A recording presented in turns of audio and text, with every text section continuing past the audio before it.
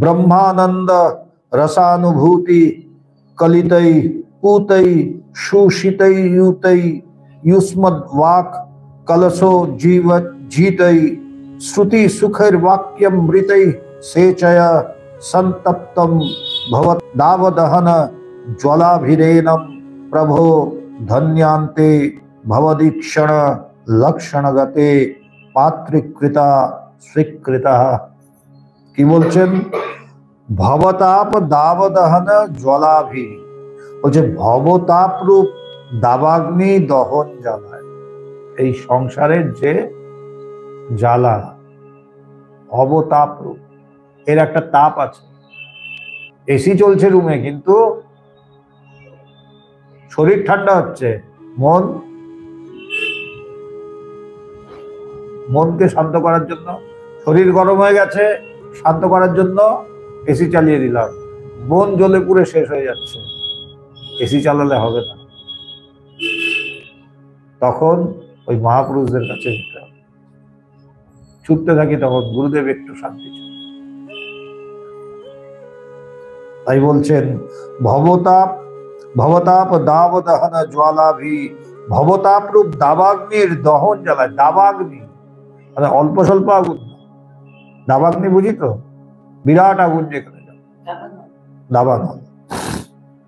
সন্তপ্তম তাপিত এনম ইহাকে মানে এই শরণাগত দাসকে ব্রহ্মানন্দ রসানুভূতি কলিতৈ, ব্রহ্মানন্দ রসানুভূতি দ্বারা মধুর, পুতৈ পবিত্র, সুশীতৈ শান্তি সুখদায়ক, ইউতৈ অসংকীর্ণ, ইউষ্মৎ বাক কলশ ঝিত্তৈ আপনার বাক্যরূপ কলস হইতে নির্গত, শ্রুতি সুখৈ শ্রবণ সুখদায়ক, বাক্যামৃতৈ বাক্যামৃতের দ্বারা সেচয় সিঞ্চন করে।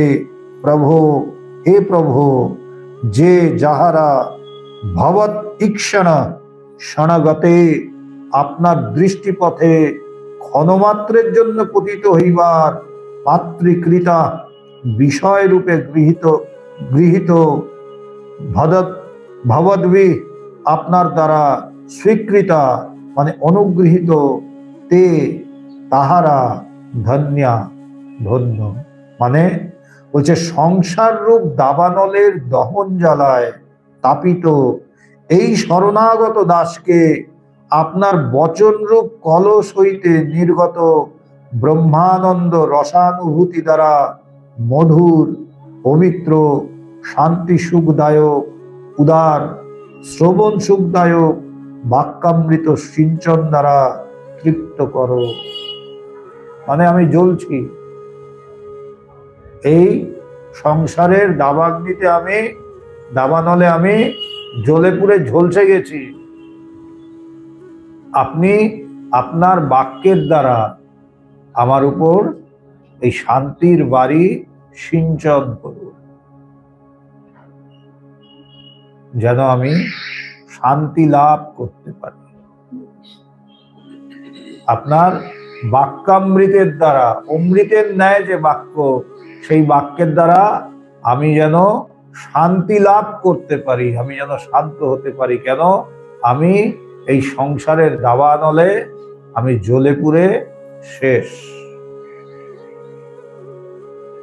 হে প্রভু, যাহারা ক্ষণকালের জন্য আপনার কৃপা দৃষ্টি লাভের পাত্র হয় তাহারা ধন্য। কি বলছে? সদ্গুরুর কাছে কেউ যদি ক্ষণকালের জন্য গিয়ে বসে তার কৃপা দৃষ্টি লাভে যদি করতে পারে, তার কৃপা যদি পেতে পারে, তাহলে তারা ধন্য। তার কথাকে কি বলা হচ্ছে? কথামৃত। তব কথামৃতম, আমাদের ভাগবতে বলছে তব কথামৃতম তপ্ত জীবন। তার কথা কথা না, কথামৃত, অমৃত। তাই বলছে আমি যে দাবানলে আমি জ্বলছি, আমাকে আপনি আপনার এই কথামৃতের দ্বারা আপনি আমাকে নতুন জীবন দিন।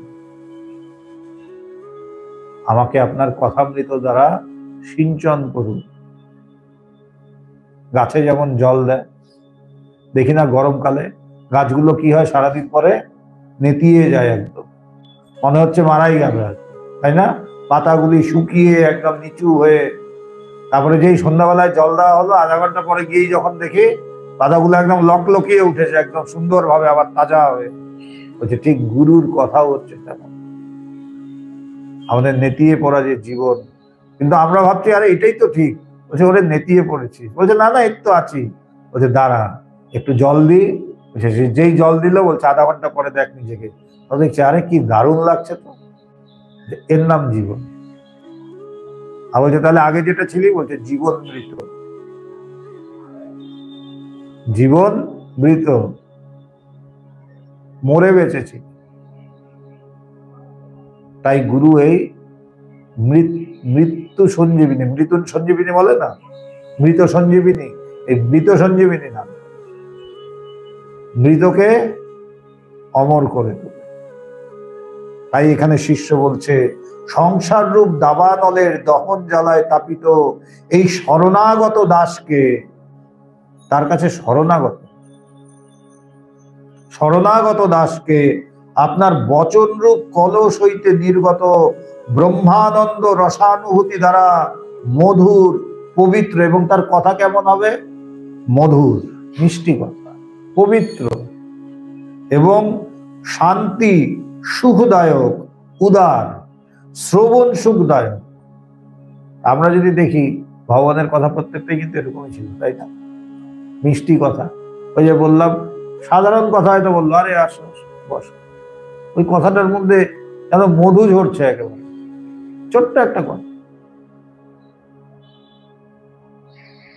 কিন্তু প্রাণ জুড়িয়ে যেত।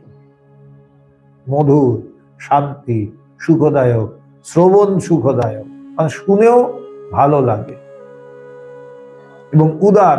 কোনোদিনও কারো সম্বন্ধে নিন্দা, পরচর্চা, পরনিন্দা শুনিনি, কোনোদিনও না। উদার, শ্রবণ সুখদায়ক, বাক্যামৃত সিঞ্চন দ্বারা তৃপ্ত করো হে প্রভু, যাহারা ক্ষণকালের জন্য আপনার কৃপা দৃষ্টি লাভের পাত্র হয়, তাহারা ধন্য।